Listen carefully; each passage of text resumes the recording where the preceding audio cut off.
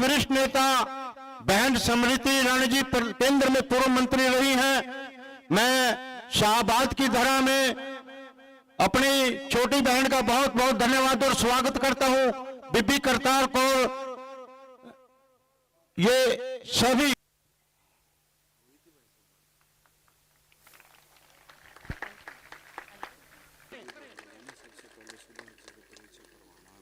जय श्री राम, जय श्री राम।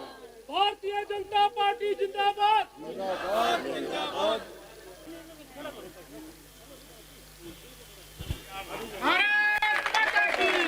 भारत माता की, भारत माता की, नरेंद्र मोदी जिंदाबाद। मैं उनका भी बहुत बहुत धन्यवाद करता हूं।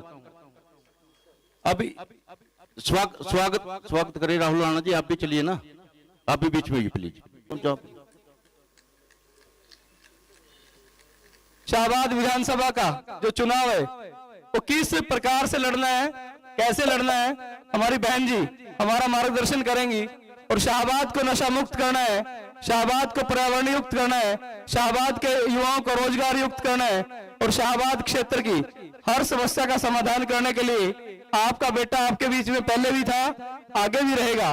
आपसे निवेदन है कि आने वाली 5 तारीख को 5वें नंबर पर कमल का बटन है, उसको दबाकर आप अपने बेटे को, अपने भाई को आशीर्वाद देने का काम करेंगे।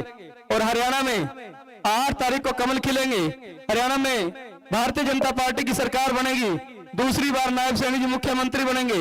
आप इतनी भारी संख्या में यहाँ उपस्थित हैं, आप सब कमल खिलाने के लिए उत्सुक हैं और आने वाली 8 तारीख को शाहबाद में भी कमल खिलेगा, ऐसा मुझे पूर्ण विश्वास है। एक बार हाथ ऊपर उठाकर भारत माता की, भारत माता की। शिक्षक को मौका देना मतलब अनुशासन को मौका देना। एक शिक्षक को मौका देना मतलब एक सेवक को मौका देना। जो व्यक्ति क्लासरूम में आपके बच्चों के भविष्य को गढ़ने की ताकत और हुनर लगता है, उस व्यक्ति को भारतीय जनता पार्टी ने ये मौका दिया कि वो आपकी विधानसभा के उज्जवल भविष्य के लिए अपनी ओर से, भारतीय जनता पार्टी की ओर से योगदान दे। आपके और आपके परिवार की ताकत को बढ़ाने के लिए इन्होंने अपने परिवार के भविष्य को ताक पर रखकर आज प्रत्याशी के रूप में अपने आप को प्रस्तुत किया है। यहां जितने कार्यकर्ता बंधु उपस्थित हैं, उनसे कहना चाहती हूं, हमारी पार्टी विश्व की सबसे बड़ी राजनीतिक पार्टी है और हमारी पार्टी की सबसे बड़ी ताकत यह है कि सामान्य परिवार के लोग हमारी पार्टी के माध्यम से राष्ट्र के सबसे सर्वोच्च संवैधानिक पद पर पहुंचने की ताकत रखते हैं, कौशल रखते हैं। भारतीय जनता पार्टी की सबसे बड़ी ताकत, हमारा भारतीय राजनीति में सबसे बड़ा योगदान यही है। चाहे वो सुभाष जी हो या एक गरीब परिवार में जन्मे नरेंद्र मोदी, भारतीय जनता पार्टी ने ये संदेश पूरे देश को दिया है कि देश के विकास के लिए, प्रदेश की उन्नति के लिए साधारण लोगों को जब मौका मिलता है तो वो असाधारण योगदान दे सकते हैं।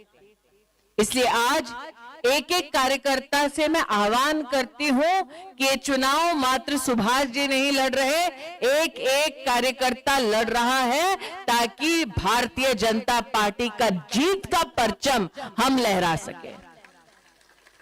आज जब कार्यकर्ता जनता के मध्य में जाता है, उसे जनता से 2-3 सवाल बड़ी विनम्रता से करने हैं। दिल पर हाथ रखकर आज जनमानस से पूछ लीजिए कि कोविड जैसी भयंकर बीमारी अगर कांग्रेस के कार्यकाल में आई होती तो क्या गरीब जनता तक इन 3 सालों में मुफ्त का राशन पहुंचता? कभी नहीं पहुंचता। आज जनता जनार्दन से पूछ लीजिए कि कोविड जैसी गंभीर बीमारी अगर कांग्रेस के राज में आती तो क्या कांग्रेस के नेताओं के चलते हिंदुस्तान अपनी ताकत दिखाते हुए भारत में वैक्सीन बना पाता, और क्या हम हर हिंदुस्तानी तक मुफ्त की ये वैक्सीन पहुंचा पाते? मैं आपको याद दिलाना चाहती हूं वो भयावह मंजर जब जाने बचाने के लिए हम सब आतुर थे और कांग्रेस के नेता कह रहे थे वैक्सीन मोदी दे रहा है, वैक्सीन न लगाओ। मतलब कांग्रेस की मंशा ये थी कि लाशों के ढेर लग जाते ताकि उनकी राजनीति चमचमाती, लेकिन मोदी किसी की जान ना बचा पाए। कांग्रेस इस जद्दोजहद में थी।